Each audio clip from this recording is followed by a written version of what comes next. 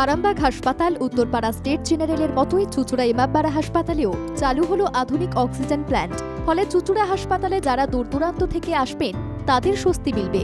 মুমূর্ষু রোগীদের প্রাণবায়ুর যোগান নিশ্চিত করতে স্বাস্থ্য দপ্তর মোটা টাকা খরচ করে। রোগীদের অক্সিজেনের জন্য আর অন্য কোথাও যেতে হবে না। এবার থেকে জীবনযুদ্ধের কঠিন সময়ে থাকা রোগীদের সুরাহা হলো, কারণ এই হাসপাতালে এবার থেকে কাজ করবে বিশাল আকার অক্সিজেন সিলিন্ডার। 13,000 লিটার তরল অক্সিজেন মজুত রয়েছে এই মেগা অক্সিজেন সিলিন্ডারে। রাজ্য সরকারের এর জন্য ব্যয় হচ্ছে 50 লক্ষ টাকা।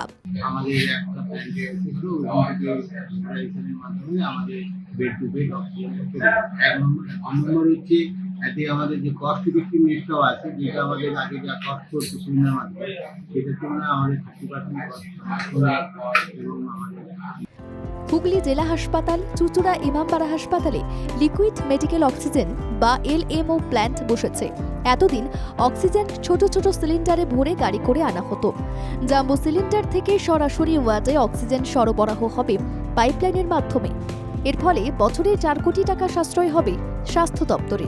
জেলার মুখ্য স্বাস্থ্য আধিকারিক মৃগাঙ্ক মৌলিকর জানান, অক্সিজেনের চাহিদার কথা মাথায় রেখে স্বাস্থ্য দপ্তরে আবেদন করা হয়েছিল। সেই মতো 50 লক্ষ টাকা বরাদ্দ হয়। এতে রোগীদের বড় সুরাহা হবে। সাধারণ মানুষ এই স্বস্তির জন্য প্রশাসনিক উদ্যোগকে সাধুবাদ জানাচ্ছে। রাকেশ চক্রবর্তীর রিপোর্ট, বাংলা জাগো।